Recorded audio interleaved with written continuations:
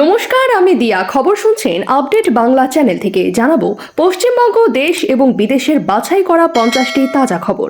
প্রতিদিনের সেরা খবরগুলি আপনার হাতের মুঠোয় পৌঁছে দিতে আমরা আছি সদা প্রস্তুত।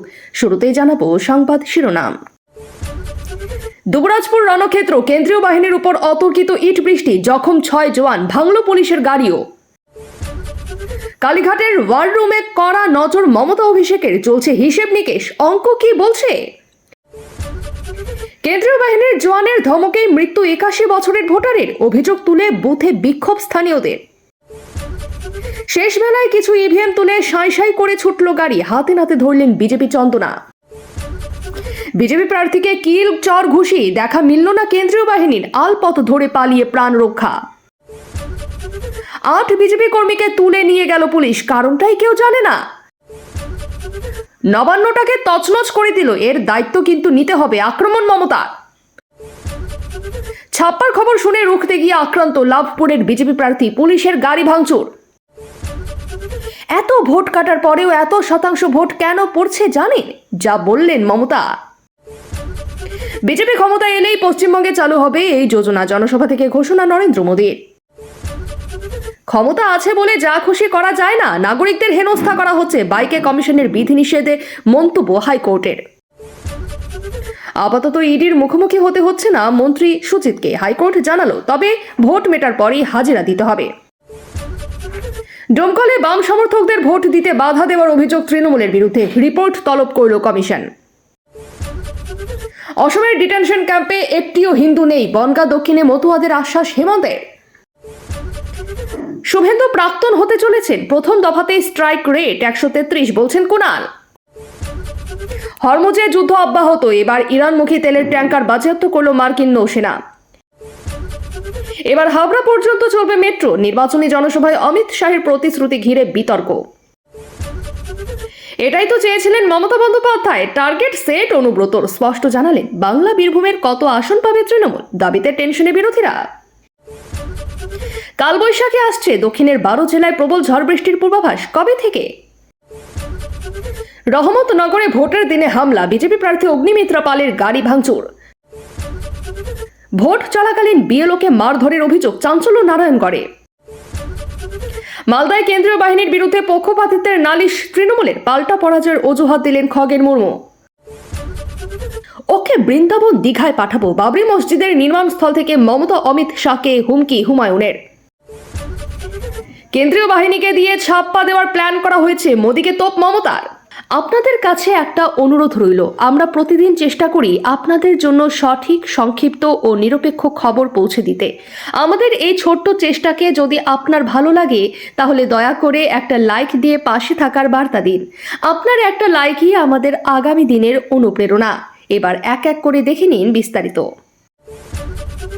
2026 বিধানসভা নির্বাচনের প্রথম দফার ভোট গ্রহণে রাজ্যের বিভিন্ন জেলা থেকে অশান্তির খবর আসছিল। রাজনৈতিক দলের কর্মীদের মধ্যে ধস্তাধস্তি বা সংঘর্ষের ছবিও ধরা পড়েছে বহু জায়গায়। কিন্তু বিকেলে বীরভূমের দুবরাজপুর থেকে যে ছবি সামনে এলো তা রীতিমতো স্তম্ভিত করে দিয়েছে প্রশাসনকে। ইটের আঘাতে অন্তত 6 জন সিআরপিএফ জওয়ান গুরুতর জখম হয়েছেন বলে প্রশাসন সূত্রে খবর। জওয়ানদের পাশাপাশি দুষ্কৃতীদের হাত থেকে রেহাই পায়নি পুলিশের গাড়িও।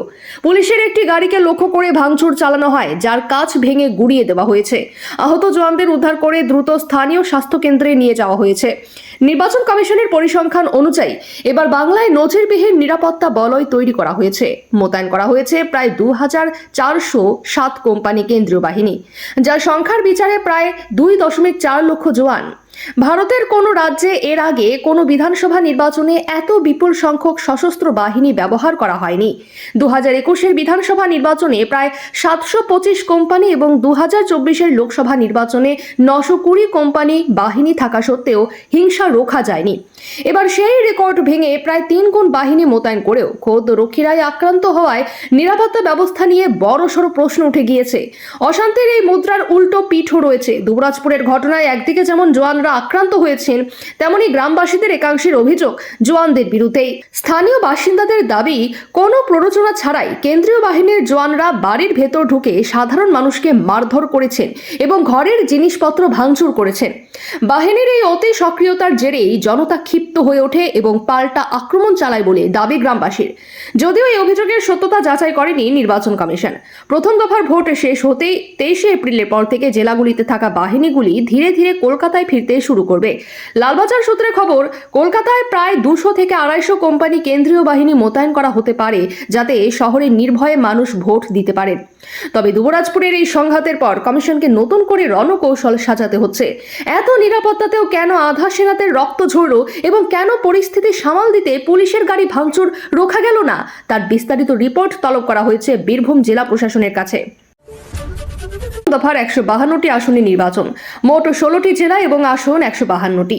আজ বৃহস্পতিবার রাজ্যে প্রথম দফায় ভোট গ্রহণ শুরু হয়েছে। সমগ্র উত্তরবঙ্গ এবং গোটা জঙ্গলমহলের পাশাপাশি মুর্শিদাবাদ, বীরভূম, পশ্চিম বর্ধমান এবং পূর্ব মেদিনীপুর জেলায় কড়া নজর রেখেছেন তৃণমূল সুপ্রিমো মমতা বন্দ্যোপাধ্যায়, দলের সর্বভারতীয় সাধারণ সম্পাদক অভিষেক বন্দ্যোপাধ্যায়। কালীঘাটের ওয়ার রুম থেকে সব বুথে, সব জেলায় ভোট পরিস্থিতির দিকে নজর রেখেছেন তারা। কোথাও কোনো সমস্যা মনে হলে জেলা নেতৃত্বকে উপযুক্ত পরামর্শও দেন। এদিকে এই ঘটনাকে কেন্দ্র করে রাজ্য রাজনীতিতে চর্চা শুরু হয়ে যায়। আর নির্বাচনী প্রচারের টানা 1 মাস জেলায় জেলায় সফর করছেন তৃণমূল সুপ্রিমো মমতা বন্দ্যোপাধ্যায় এবং অভিষেক বন্দ্যোপাধ্যায়। সেখান থেকে কিছু তথ্য পেয়েছেন আগেই, আর আজ কালীঘাট থেকে 291টি আসনে সরেজমিনে নজর রেখেছেন তারা। এদিকে বিকেলে তৃণমূল নেত্রী মমতা বন্দ্যোপাধ্যায় চৌরঙ্গিতে এবং অভিষেক বন্দ্যোপাধ্যায়ের মেটিয়াবুরুজে দলীয় বৈঠক করবেন বলে খবর। এবার আরও প্রত্যেকটি বুথে নিবিড় নজরদারি করা হয়। তবে 130টি আসন যে তৃণমূলের ঝুলিতে আসছে, সেই অঙ্কই কষেছেন তারা বলেই সূত্রের খবর। অন্যদিকে নির্বাচন কমিশনের তথ্য অনুযায়ী প্রায় 3,60,00,000 ভোটার এদিন তাদের ভোটাধিকার প্রয়োগের সুযোগ পাচ্ছেন। মোট 1,478 জন প্রার্থী এই পর্বের লড়াইয়ে রয়েছেন। প্রায় 2,407 কোম্পানি কেন্দ্রীয় বাহিনী মোতায়েন করা হয়েছে, যা অতীতের তুলনায় নজিরবিহীন। কিন্তু মমতা বন্দ্যোপাধ্যায় বারবার একাধিক জনসভা থেকে বলেছেন, বিজেপি ইভিএমে কারচুপি করে রেখেছে বলে শুনতে পাচ্ছি। আমি বলছি, ভালো করে শুনে রাখুন, ইভিএমে বোতাম টেপার সমস্যা এতটুকুও দেখা গেলে সেই মেশিন বদলে দিতে বলুন। ত্রুটিপূর্ণ ইভিএমে ভোট দেবেন না, কিন্তু ওরা ছাপ্পা ভোটের পরিকল্পনা করে রেখেছে। এছাড়া জেলা নেতৃত্বের কাছে খোঁজ খবর নিচ্ছেন মমতা অভিষেক বন্দ্যোপাধ্যায় বলে সূত্রের খবর। আর জেলা তৃণমূল নেতৃত্বের কাছে পৌঁছে যাচ্ছে তাদের নির্দেশও। কেমন ভোট চলছে তাও জেনে নিচ্ছেন নেতাকর্মীদের কাছ থেকে। এই আবহে রাজ্যের মুখ্য নির্বাচনী আধিকারিক মনোজ কুমার আগরওয়ালকে ফোন করলেন দেশের মুখ্য নির্বাচন কমিশনার জ্ঞানেশ কুমার। ফোনে সিইওকে জ্ঞানেশ কুমার বলেন, ভোট ভালো হচ্ছে, তবে আরো ভালো করতে হবে। এই কথা জানতে পেরেছেন মমতা অভিষেক, তাই কোনো অপ্রীতিকর ঘটনা যাতে না ঘটে সেই নির্দেশও দিয়েছেন তারা। তপ্ত দক্ষিণ দিনাজপুরের কুমারগঞ্জ। বিজেপি প্রার্থী শুভেন্দু সরকারকে ঘিরে বিক্ষোভ দেখানো হয়, বিজেপি এজেন্টকে মারধর করা হয় বলে অভিযোগ। ঘটনায় অভিযোগের আঙুল তৃণমূলের দিকে। ওয়ার রুম থেকে বিজেপি প্রার্থীর সঙ্গে ফোনে কথা বললেন সুকান্ত মজুমদার। ইতিমধ্যেই এই ঘটনায় জেলা শাসক ও জেলা ফোর্স কোঅর্ডিনেটরের কাছে রিপোর্ট চালু কমিশন। একটি ভিডিও সামনে এসেছে, সেখানে দেখা যাচ্ছে বুথের বাইরে মাঠের ধারে একটি সরু আলপথ দিয়ে হেঁটে আসছিলেন বিজেপি প্রার্থী।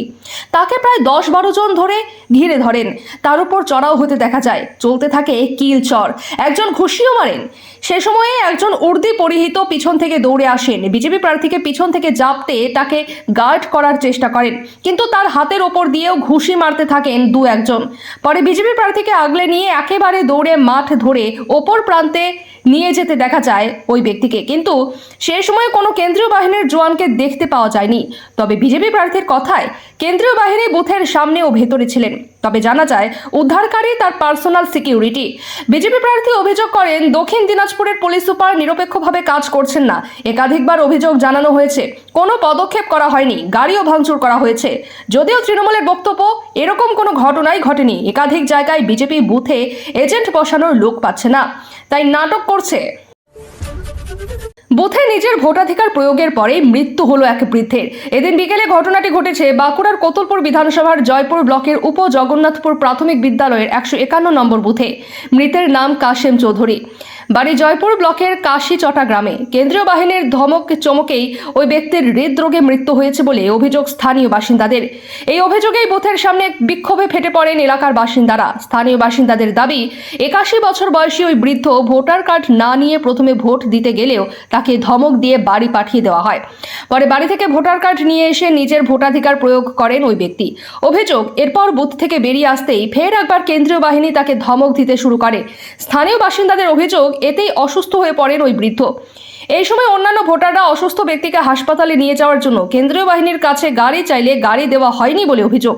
শেষ পর্যন্ত বুথ চত্বরেই ছটফট করে ওই বৃদ্ধের মৃত্যু হয় বলে দাবি স্থানীয়দের। ঘটনায় শোকের ছায়া এলাকায়। অন্যদিকে তীব্র গরমের মধ্যে মালদহের মালতীপুর বিধানসভা কেন্দ্রে ভোট দিতে গিয়ে মৃত্যু হয়েছে এক মহিলা ভোটারের বলে খবর। বুথের মধ্যে জ্ঞান হারিয়ে লুটিয়ে পড়েন তিনি হৃদরোগে আক্রান্ত হয়েছিলেন বলে জানা যাচ্ছে। অন্যদিকে বীরভূমের সিউড়ি পৌরসভার 10 নম্বর ওয়ার্ডে অসীম রায় নামে 64 বছর বয়সী এক বৃদ্ধের ব্রেন স্ট্রোকে আক্রান্ত হয়ে মৃত্যু হয় বলে খবর মেলে। ভোট দিতে যাওয়ার পথেই ওই ঘটনা ঘটে। একই ছবি দেখা যায় পশ্চিম মেদিনীপুরের কেশপুরেও।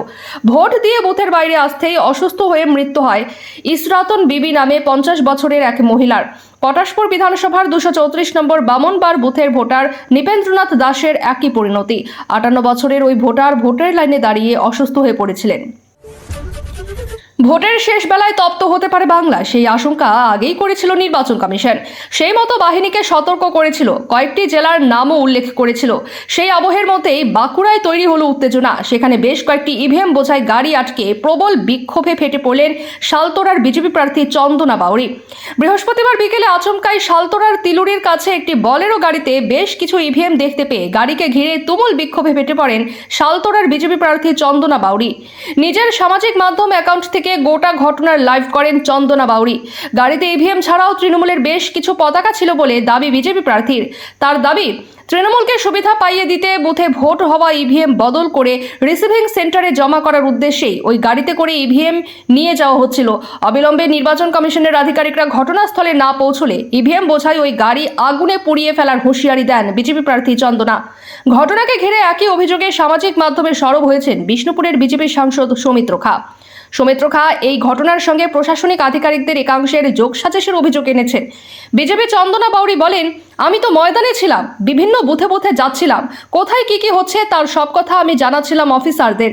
আমাদের নির্বাচনী এজেন্ট একটি গাড়িকে আটকায়। ঘটনার খবর পাওয়ার পর দ্রুত ঘটনাস্থলে পৌঁছন অবজারভার সহ নির্বাচনী আধিকারিক ও বিষ্ণুপুরের সাংসদ।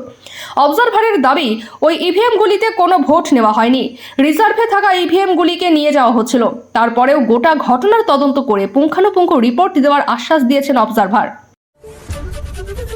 ভোটের আবহে তপ্ত ডেবরা, নির্বাচনের আবহে আবারও রাজনৈতিক উত্তেজনা। পশ্চিম মেদিনীপুরের ডেবরায় চড়ল উত্তাপ। অভিযোগ কোনো প্ররোচনা ছাড়াই 8 জন বিজেপি কর্মীকে গ্রেফতার করেছে পুলিশ। এই ঘটনাকে কেন্দ্র করে তীব্র ক্ষোভ ছড়ায় দলীয় কর্মী সমর্থকদের মধ্যে। জানা গিয়েছে, হঠাৎ করেই পুলিশ ওই বিজেপি কর্মীদের আটক করে নিয়ে যায়। প্রশাসন সূত্রে খবর, আইন শৃঙ্খলা বজায় রাখার স্বার্থে এই পদক্ষেপ করা হয়েছে। ধৃতদের বিরুদ্ধে নির্দিষ্ট অভিযোগ রয়েছে।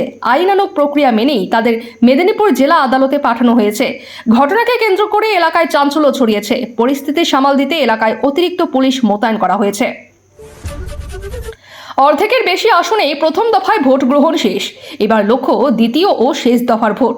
প্রথম দফার আসন নিয়ে তৃণমূল ও বিজেপি নিজেদের মতো করে দাবি করলেও 4 মে সেই ছবি স্পষ্ট হবে। এই প্রেক্ষাপটে দ্বিতীয় দফার ভোটেও কোনো খামতি রাখতে চাইছে না কোনো রাজনৈতিক দলই। এদিন সারাদিন ভোট পর্বের দিকে লক্ষ্য রাখার পর বিকেলের দিকে চৌরঙ্গী বিধানসভা কেন্দ্রের তৃণমূল কংগ্রেস প্রার্থী নয়না বন্দ্যোপাধ্যায়ের সমর্থনে জনসভা করেন মমতা বন্দ্যোপাধ্যায়। সেই সভা মঞ্চ থেকে ফের একবার সরব হলেন বিজেপির বিরুদ্ধে। সেই সঙ্গে সঙ্গে নিশানা করলেন নির্বাচন কমিশনকেও। তৃণমূল নেত্রীর তোপ দেখে বলেন, 6 মাস ধরে নির্বাচন কমিশন এসআইআর এর নাম করে ক্ষমতা নিয়েছে। এখানে এসব দুর্যোধন দুঃশাসনদের বসিয়ে দিয়েছে। তারা আমার সঙ্গে যোগাযোগ রাখে না, নবান্নটাকে তছনছ করে দিল। এর দায়িত্ব কিন্তু তাদের নিতে হবে। যদি কোনো রকম ঘাপলা হয়, সেই ঘাপলা কিন্তু ওদের ঘাড়ে যাবে। আমি সামলাবো আর আপনারা হামলা করবেন, এটা তো হতে পারে না। এর পাশাপাশি নিজে রেলমন্ত্রী থাকাকালীন কি কাজ বাংলা ও দেশ জুড়ে করেছেন তার খতিয়ান তুলে ধরেন মমতা। সেই কথা বলতে গিয়ে তিনি মন্তব্য করেন, আমাকে অসম্মান করা হতো, অপমান করা হতো, আমি সেগুলো ভুলিনি। ক্যাবিনেট মিটিংয়ে আমি একা ক্যাবিনেট ছিলাম বলে আমাকে কাঁদিয়েছে পর্যন্ত। আমি কোনোদিন আপনাদের বলিনি এইসব কথা, সাক্ষী অনেক আছে। মোদির বিরুদ্ধে আক্রমণ শানিয়ে তৃণমূল নেত্রী বলেন, কি করেছেন বাংলার জন্য যে লোকে আপনাকে ভোট দেবে? মেট্রোর পরিকল্পনা সব তো আমার করা, স্টেশনের নামগুলো আমার দেওয়া। সারা বাংলা জুড়ে 2 লক্ষ কোটি টাকার উপরে শুধু আমি মেট্রো রেলের জন্য দিয়ে গিয়েছিলাম। তার জন্য আমাকে সবাই বলতেন আমি বাংলার রেলমন্ত্রী। এইভাবে আমাকে অসম্মান করা হতো, অপমান করা হতো, আমি সেগুলো ভুলিনি। ক্যাবিনেট মিটিংয়ে আমি একা ক্যাবিনেট ছিলাম বলে আমাকে কাঁদিয়েছে পর্যন্ত। আমি কোনোদিন আপনাদের বলিনি এইসব কথা, সাক্ষী অনেক আছে। আমি বাংলার লোক, বাংলার জন্য করব না? কেন আজমের শরীফের স্টেশনটা নতুন করে আমি করে দেইনি? আমজের থেকে পুষ্কর ওই রেল লাইনটা আমি করে দেইনি? দিল্লির মেট্রো রেল আমি না থাকলে জীবনে হতো? ওটা আমি বসে শর্ট আউট করে শিলা দীক্ষিতের সঙ্গে উদ্বোধন করে এসেছিলাম। জিজ্ঞাসা করুন না, মুম্বাই রেলওয়ে বিকাশ কর্পোরেশন কে করেছিল? আমি করেছিলাম, গর্ব করে বলতে পারি।